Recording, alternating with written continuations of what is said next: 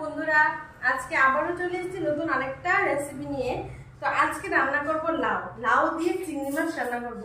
তো এখানে আমি দুটো লাউ নিয়েছি, আর এখানে নিয়েছি আমি দুটো পেঁয়াজ, আর এখানে নিয়েছি ধনেপাতা, আর এখানে কাঁচা লঙ্কা নিয়েছি। তো মশলাপাতি সবই আছে, রেডি করে রেখেছি। তো এখন আমি মাছটাকেও বেছে ধুয়ে ভেজে টেজে রেখেছি, সময় নষ্ট করাটা যাবে না। তো এবার আমি এগুলোকে কেটে সেদ্ধ করে নেব, সেদ্ধ করে তারপর আমি রান্নাটা আসছি। তো সবার আগে এটা কিন্তু লাউ, আমাদের এখানে মানে ওয়েস্ট বেঙ্গল বলুন বা ত্রিপুরা বলুন, ওখানে লাউটা অনেকটা বড় হয়, কিন্তু কেরালাতে এখানে লাউটা এরকম মানে এরকম ছোট ছোট, কিন্তু খুব শক্ত, মানে এতটাও নরম না। আমরা নর্মালি লাউ যেরকম নরম হয়, এটা কিন্তু একদম নরম না, একদম চাল কুমড়োর মতো। হয়তো এটাকে চাল কুমড়ো অনেকে বলে, কিন্তু আমরা এটাকে এখানে লাউই বলছি। তো এবার আমি এটাকে কেটে তারপর সেদ্ধ করে নেব। আমি এখানে এটাকে আমি ছিলে নেব। তো আমি এটাকে আগে ছিলে নিচ্ছি, ছিলে তারপরে আমি এটাকে ধুবো আর কি। তো এর আগে আমি একবার ধুয়ে নিয়েছিলাম। তো এবার আমি এটাকে ছিলে নিচ্ছি, ছিলে তারপরে এটাকে কেটে তারপরে এটাকে আমি কাটবো, ধুয়ে তারপরে কাটবো আর কি। তো আমি দুটো এইভাবে ছিলে নিচ্ছি, ছিলে তারপর আমি কাটার সময় আবার দেখিয়ে দেবো আমি কিভাবে কেটেছি। তো আমি এখানে দুটো লাউকে আমি ছিলে নিয়েছি, এবার আমি এটাকে কাটিং করব। তো সবার আগে ধুতে হবে, তার জন্য আমি এখানে মাঝখানে এইভাবে ফালি করে, একটু শক্ত আছে। তো এবার আমি এটা দুটোকে মাঝখানে বীজটাকে ফেলে দেবো আর বডিটাকে নেব। তো তার আগে আমি ধুয়ে নেব এটা। আমি এখানে জল নিয়ে নিয়েছি, তো আমি এখানে এবার এটাকে ধুয়ে নেব। দুটোই আমি এইভাবে প্রথমে লম্বা লম্বা করে কেটে নেব, কেটে মাঝখানে যে বীজটা আছে সেটাকে আমি ফেলে দেব, ফেলে আমি শুধু বডিটাকে নেব। তো এটাকে আমি ঠিক এইভাবেই দুটোই আমি এইভাবে কেটে নিচ্ছি, কেটে তারপরে আমি কাটাটা দেখাচ্ছি, ধুয়ে তারপর আমি দেখাচ্ছি। তো আমি এটাকেও কেটে নিই, তারপরে আবার আসছি। তো আমি এখানে ধুয়ে নিয়েছি, এবার আমি এটাকে কাটবো। তো সবার আগে আমার এই বীজটাকে ফেলতে হবে, তার জন্য আমি এখানে বীজটাকে ফেলে দিচ্ছি মাঝখান দিয়ে। এইভাবে বীজটাকে ফেলে দিতে হবে, বীজটা খাওয়া যাবে না। এটাকে এইভাবে পুরোটাই ফেলে দেব। এবার এটা মাঝখানটাই আছে, এটাকে আমি এবার কেটে নেব। এইভাবে কাটতে হবে, এরকম করে পাতলা পাতলা করে কাটতে হবে সবকটা।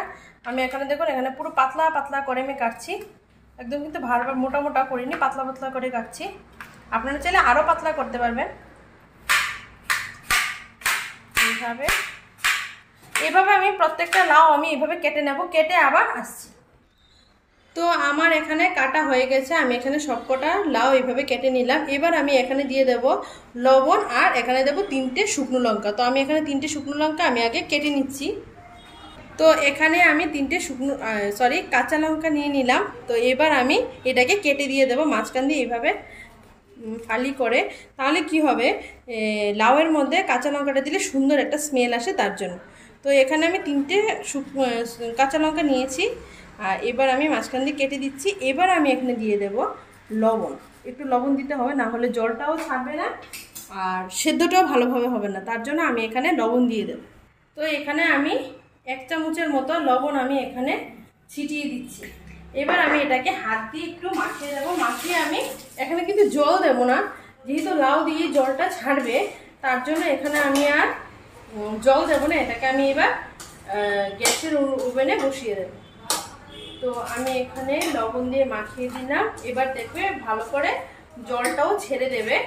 আর এখানে তো কাঁচা লঙ্কা দিয়ে দিলাম। এবার আমি গ্যাসটাকে ধরিয়ে দেব। তো আমি এখানে গ্যাসটাকে ধরিয়ে দিলাম।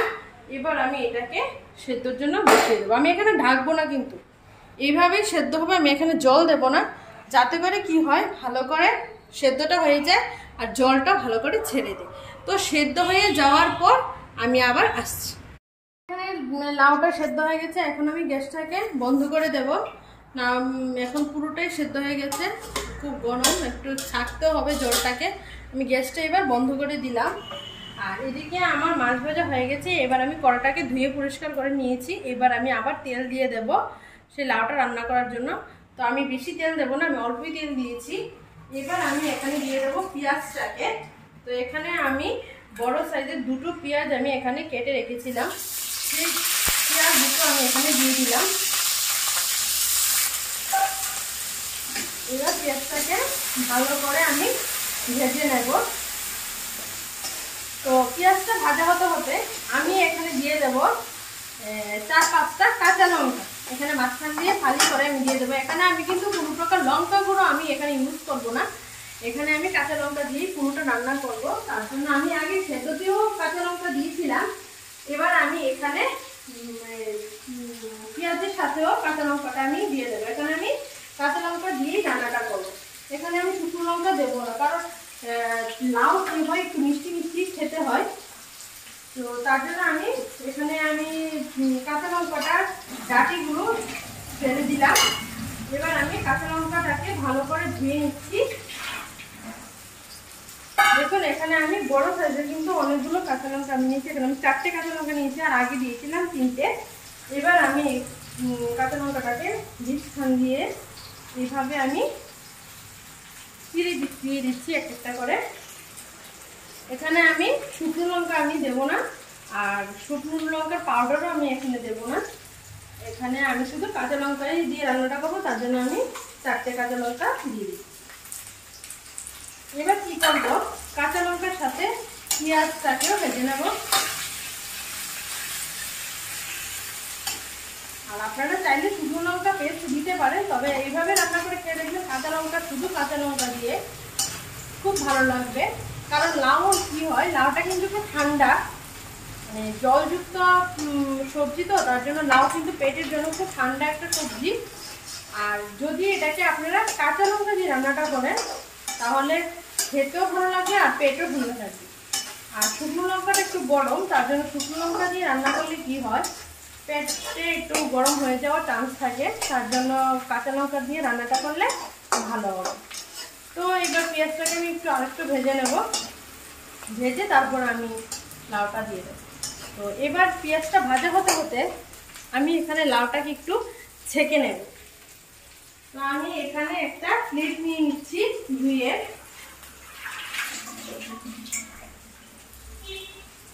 এবার আমি এই খুন্তিটা দিয়ে লাউগুলোকে ছেঁকে ছেঁকে তুলে নেব। জলটাকে ফেলে দিতে হবে, জলটা থাকলে ভালো লাগবে না, আর লাউয়ে অনেক পরিমাণে জল উঠে যাবে, তার জন্য আমি এখানে জলটাকে ছেঁকে ছেঁকে আমি নিয়ে নিচ্ছি। জলটাকে পুরোটা ছেঁকে নিতে হবে।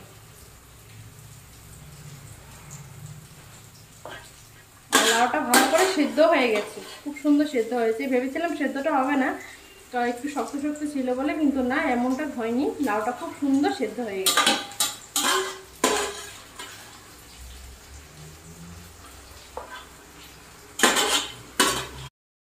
তো আমার এখানে পেঁয়াজটা ভাজা হয়ে গেছে, আর এখানে কাঁচা লঙ্কাটাও ভাজা হয়ে গেছে। এবার আমি এখানে দিয়ে দেবো লাউটা। লাউটা আমি এখানে ছেঁকে নিয়েছি, এবার আমি লাউটা এখানে দিয়ে দিচ্ছি।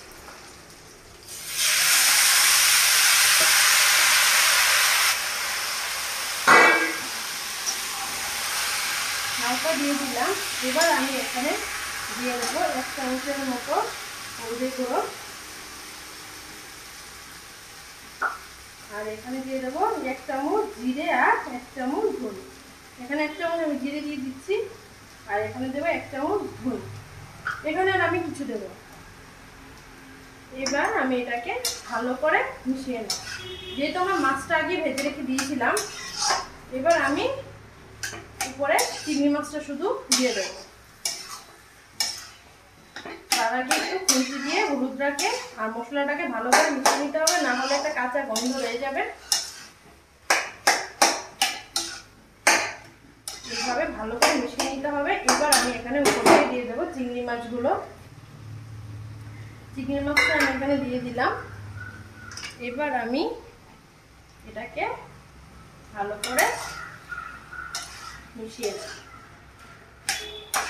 লাউটা কিন্তু ভালো করে সেদ্ধ আমি করে নিয়েছি, আর এখানে লবণও আমি ওখানে 1 চামচ দিয়েছিলাম, তার জন্য লবণটা আমি এখানে দেবো না, কারণ যেহেতু লাউটা অল্প কমে গেছে, তো লবণ দিয়েছিলাম 1 চামচ, তার জন্য আর আজকে আর লবণ দেবো না, লবণ লাগবেও না।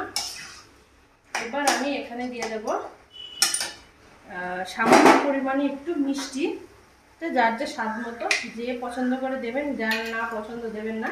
তো স্বাদটাকে ব্যালেন্স করার জন্য, নাকি মিষ্টি হওয়ার জন্য। তো এখানে আমি অল্প পরিমাণে আমি এখানে চিনি ছিটিয়ে দিয়ে দিলাম। এবার আমি আবার ভালো করে মিশিয়ে নেব। এরকম ভাবে খুন্তি লাগিয়ে এইভাবে করলে কি হবে, যেগুলো একটু মানে মোটা মোটা হয়েছিল সেগুলো সুন্দর সেদ্ধ হয়ে যাবে। কারণ আমাদের এখানে যেরকম গাছ থেকে পাড়া লাউ থাকে, ওটা কিন্তু সেরকম না। এটাকে এখানে অনেকদিন ধরে এনে রেখে দেয়, চালানি লাউ যেটাকে আমরা বলি। তো তার জন্য লাউটাকে একটু ভালো করে এইভাবে খুন্তি দিয়ে নাড়লে কি হবে, লাউটা সুন্দর সেদ্ধ হয়ে যাবে। তো এবার আমি এখানে দিয়ে দেব ধনেপাতাটাকে। ধনেপাতাটা দিয়ে দিলে লাউটা সেদ্ধর সাথে সাথে ধনেপাতাটা সেদ্ধ হয়ে যাবে, আর কাঁচা গন্ধটাও আর থাকবে না। তার জন্য ধনেপাতাটা যখনই হয়ে যাবে, মানে হাফ হয়েও আসবে, তখনই ধনেপাতাটাকে দিয়ে দিতে হবে। তাহলে ধনেপাতাটা সুন্দর সিদ্ধ হয়ে যাবে আর লাউর সাথে সুন্দর গন্ধটা ভালো করে মিশে যাবে, তার জন্য। তো এবার আমি এখানে লাউটাকে আবার একটু ভালো করে এইভাবে নাড়িয়ে দেব, যাতে জলটা লাউয়ের যে জলটা, এটা একদম শুকিয়ে যাবে আর লাউটাও ভালো করে সেদ্ধ হয়ে যাবে। সেদ্ধ তো আমি করেই নিয়েছি, তাও যদি ভেতর দিয়ে এক দুটো কাঁচা কাঁচা থাকে, বাকি শক্ত থাকে, তাহলে সেগুলো ভালো করে সেদ্ধ হয়ে যাবে। আর ধনেপাতাটাও কাঁচাটা থাকবে না, ধনেপাতাটাও সেদ্ধ হয়ে যাবে। তা আর একটা কথা বলি, যে কিন্তু ঢাকা যাবে না। যদি ঢাকা দেওয়া হয় তাহলে এখান থেকে আর অনেকটা পরিমাণে জল ছাড়বে, তার জন্য এখানে ঢাকা দেওয়া যাবে না, এখানে এইভাবেই থাকবে। আর এখানেও আমি কিন্তু কোনো প্রকার আদা রসুন আমি পেস্ট আমি এখানে দিইনি। আর এখানে আমি কোনো প্রকার এক্সট্রা আমি গরম মশলা, ধনে এসব গরম মশলা বা আদা রসুনের পেস্ট এইগুলো দিই। ধনে জিরে সামান্য পরিমাণে দিয়ে আমি রান্নাটা করেছি। তো আশা করি আপনাদের খুব ভালো লাগবে এই রান্নাটা। আর এটা খুব স্বাস্থ্যকর একটা রান্না। আর এতে আমি খুবই অল্প পরিমাণে তেল মশলাই আমি এখানে অ্যাড করেছি। আর জলটা এখন আমার শুকিয়ে প্রায় মোটামুটি গেছে, এটা এমনিতে আর একটু শুকিয়ে যাবে বন্ধ করে দিলে। তো আমি এখন বন্ধ করে দেবো, আমার রান্নাটা হয়ে গেছে। তো আজকের জন্য এ পর্যন্ত, আবারও দেখা হচ্ছে নতুন আরেকটা রেসিপি নিয়ে। তো আজকের জন্য টাটা।